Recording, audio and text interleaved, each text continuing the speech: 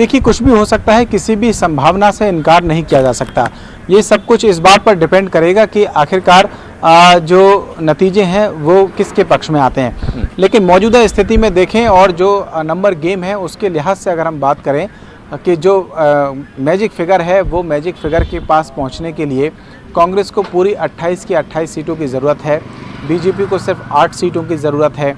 अगर ऐसा होता है जैसा कि भूपेंद्र गुप्ता जी कह रहे हैं कि पूरी तरीके से सच मान लिया जाए कि वो 28 में से 28 सीटें भी जीत रहे हैं, तब तो फिर कांग्रेस को किसी बात की कोई ज़रूरत है ही नहीं। और अगर ऐसा होता है कि बीजेपी 8 सीटें या उससे 2 सीटें भी ज़्यादा जीत जाती है तो फिर बीजेपी को भी किसी चीज़ की परेशानी नहीं है। ये दरअसल समस्या तब आएगी अगर गणित के हिसाब से देखें कि कांग्रेस की अगर कुछ सीटें कम रह जाती हैं या बीजेपी को जो 8 सीटें हैं उससे कम रह जाती हैं उसकी सीटें, तो फिर ये बहुत ज़्यादा मायने हो जाएंगे इन मुलाकातों के जो अभी चल रही हैं या जो बात कही जा रही है अभी शिवराज सिंह चौहान जो मुख्यमंत्री हैं उनकी ओर से कि कमलनाथ संपर्क कर रहे हैं। तो ये सब जो परतें हैं जो अभी अंदर है वो सब कुछ बाहर आ जाएगा अगर नतीजे ऐसे ना हुए तो वैसे ना हुए। जो गणित हमने आपको बताया है उस गणित के लिहाज से अगर होते हैं नतीजे तो फिर ये सारी बातें कि कौन किसको कहां फोन कर रहा है, कौन किसके संपर्क में है, और पता कर लेते हैं ना। बीजेपी से पंकज तो चतुर्वेदी जी जुड़ चुके हैं। पंकज जी, किस किस को फोन आ चुका है क्या अभी?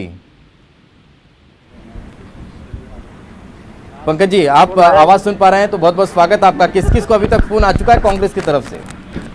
दीपक जी मुझे क्लियर आपकी आवाज आ रही है? जी। मैं आपका प्रश्न पूरा समझ नहीं पाया। मैं ये पूछना चाह रहा हूं पंकज जी कि अभी तक बीजेपी के किस किस विधायक को फोन आ चुके हैं कांग्रेस की तरफ से? देखिए, भारतीय जनता पार्टी का तो योजना, रीति और नीति सब दीपक जी बहुत स्पष्ट है। सवाल कांग्रेस पार्टी की उस पीड़ा का है जो सत्ता जाने के बाद से अभी तक कांग्रेस पार्टी की समाप्त नहीं हुई है। इसीलिए अभी कांग्रेस पार्टी तय नहीं कर पा रही कि वो किस दिशा में चले और किस दशा को प्राप्त हो। कहीं कमलनाथ जी कहते हैं कि वो 28 की 28 सीटें जीत रहे हैं, कहीं हैरान परेशान होते हैं कभी बात करते हैं कि बीजेपी विधायकों से बात की जाएगी, हमारा पास प्लान भी तैयार है। भारतीय जनता पार्टी का एक ही प्लान है, वो प्लान है जनता जनार्दन की सेवा करना और जनता का आशीर्वाद प्राप्त करना। और उस प्लान के तहत हम लोग दीपक जी पूर्ण आश्वस्त हैं कि 28-0 से जनता की कृपा भारतीय जनता पार्टी के प्रत्याशियों को मिली है।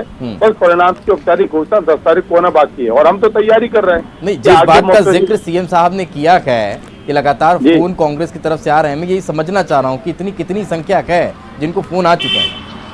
देखिए, मुख्यमंत्री जी विधानसभा में कांग्रेस विधायक दल के, भारतीय जनता पार्टी विधायक दल के नेता हैं।